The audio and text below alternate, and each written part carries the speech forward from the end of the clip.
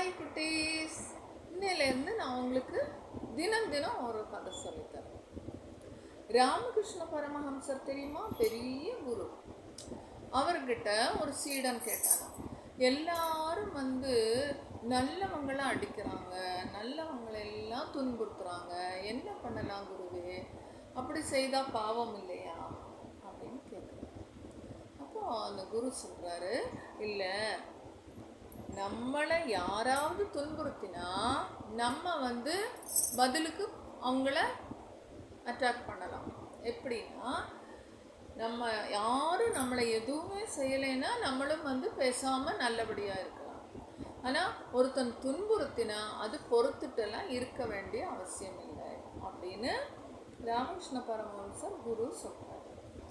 அதுக்கு ஒரு உதாரணம், ஒரு கதை சொல்கிறார். ஒரு ஊரில் ஒரு பெரிய காடு. அங்கே 4 பசங்க, உங்களாட்டம் குட்டி குட்டி பசங்க எப்பவுமே மாடு மேய்க்க வருவாங்க. அப்படி வரும்பொழுது அங்கே ஒரு ஆலமரம் இருக்கும். அந்த ஆலமரத்துக்கிட்ட கொஞ்சம் உட்காந்துட்டு போவாங்க. அப்படி உட்காரும் பொழுது தொடர்ச்சியாக கண்டினியூஸாக ஒரு 4-5 நாள் என்னாச்சுன்னா, ஒரு பாம்பு அப்படின்னு சீறிட்டு வர ஆரம்பிச்சு. அப்போ இந்த குழந்தைகள் பயந்துட்டு அங்கேருந்து ஓடி போகுது. அப்போது அந்த பாம்பை எப்படி அடிக்கிறது அப்படின்னு ஒவ்வொரு பையனும் யோசனை பண்ணிட்டு இருந்தான். அப்போ ஒரு நாளைக்கு ஒரு பெரிய முனிவர் வந்தார். முனிவர்னா யார்? துறவி. உங்களுக்கெல்லாம் தெரியும் இல்லையா? தாடியெல்லாம் வச்சுருப்பாரு, கமண்டெல்லாம் கையில் வச்சுருப்பாரு, எப்போவுமே ராம ராம ராம ராம ஜபிச்சுட்டே இருப்பார். ஆலமரத்துக்கிட்ட கொஞ்ச நேரம் தியானம் பண்ணிட்டு போனான்னு சொல்லி உட்கார்றாரு. உட்கார்ந்த உடனே அந்த பாம்பு எப்பவும் போல வந்துச்சு. அப்படின்னு சீர்த்து, யாரை பார்த்து? குருவை பார்த்து, சன்னியாசியை பார்த்து சீர்த்து. அப்போ அவர் சொல்கிறாரு, ஏய் பாம்பே, என்ன உன்னை நான் ஏதாவது பண்ணினேன்னா, உன்னை அடித்தேனா, உன்னை துன்புறுத்தினேனா, எதுக்கு என்ன பார்த்து சீர்றாய் அப்படின்னு யார் கேட்குறாங்க? அந்த சன்னியாசி கேட்டாங்க. நீங்கள் நினைக்கலாம், என்ன பாம்பெல்லாம் பேசுமா? ஆனால் பேசும். நடுவில் நீங்கள் கொஸ்டின் கேட்குறீங்க, எனக்கு தெரியும், பாம்பெல்லாம் பேசும்.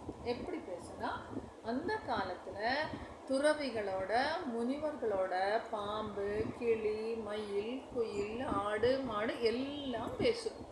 அது மாதிரி இந்த பாம்புட்ட அவர் சொல்கிறாரு, நீ இப்படி சீரக்கூடாது, நான் ஒன்று எதுவும் பண்ணலை, இப்போ நீ பேசாமல் இருக்கணும். நீ எலியை பிடிச்சி சாப்பிட்ற, கோழி குஞ்சை பிடிச்சி சாப்பிட்ற, இப்படி எல்லாம் பண்ணக்கூடாது. நீ எல்லார்ட்டையும் யார் ஒன்று துன்புறுத்தினாங்களோ அவங்கள மட்டும்தான் நீ அடிக்கணும். நீ எல்லாரையும் பண்ணக்கூடாது, பிடிச்சு சாப்பிடக்கூடாது. இன்னையிலேருந்து பழம், இலை இந்த மாதிரி தான் சாப்பிடணுமே தவிர ஒருத்தரை உபதிரவம் பண்ணி சாப்பிடக்கூடாது அப்படின்னு துறவி பாம்புகிட்ட சொல்லுவார். ஏன்னா பாம்போட உணவு என்ன?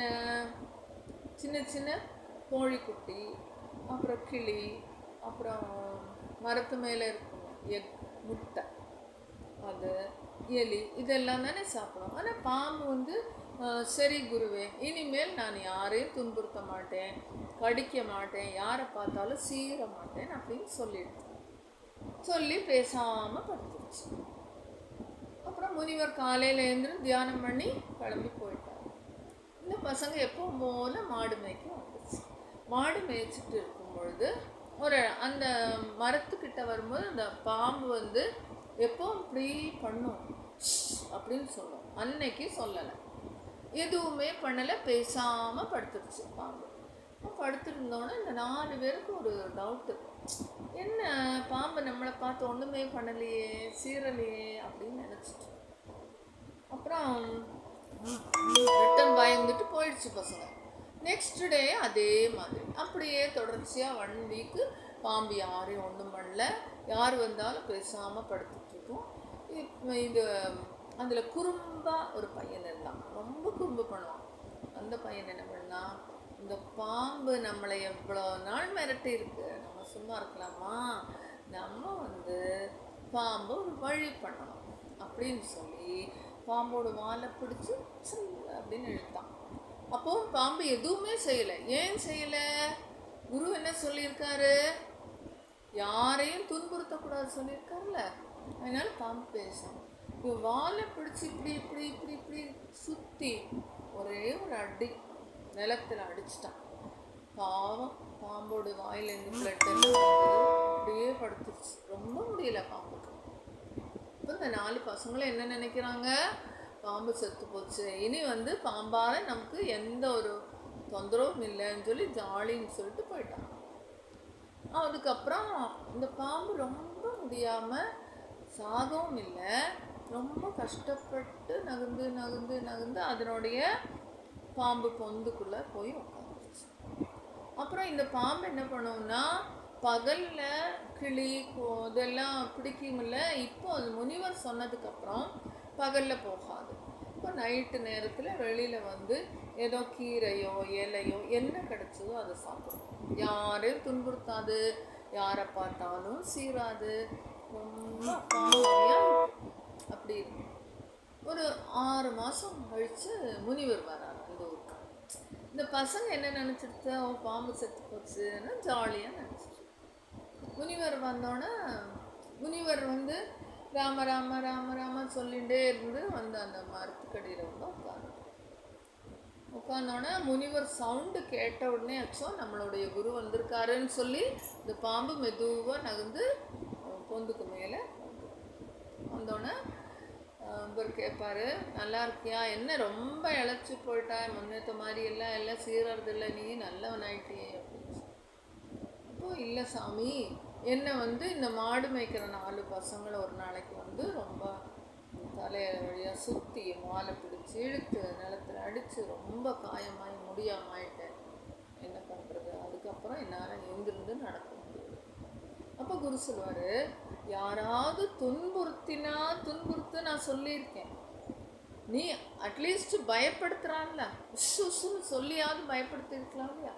அவங்க குச்சியால் அடிக்கும் போதோ வாழை பிடிச்சி இழுக்கும் போதோ நீ உசுன்னு சொல்லியிருந்தா விட்டுருப்பாங்களே, அது நீ பண்ணாததுனால தானே இப்படி ஆச்சு அப்படின்னு சொல்லி குரு ராமகிருஷ்ண பரமஹம்சர் இந்த கதையை முடிக்கிறார். அதுலேருந்து என்ன தெரியுது அப்படின்னா, நம்ம மனசார யாருக்கும் எந்த உபதிரவமும் பண்ணக்கூடாது. சப்போஸ் யாராவது நம்மளை உபதிரவம் பண்ணணும், நம்மளை அடிக்கணும், நம்மளை திட்டணும்னு நினச்சாங்கன்னா நம்ம அவங்களோட போராடி ஜெயிக்கணும் அப்படின்னு சொல்கிறார். ஓகேவா? இப்போ நம்ம இந்த கதையிலேருந்து யாரையும் துன்புறுத்தக்கூடாதுன்னு படித்தோம். அதே போல் யாராவது நம்மளை உபதிரவிச்சாங்கன்னா அவங்கள எதிர்க்கணும்னு படித்தோம். ஓகே, பாய்.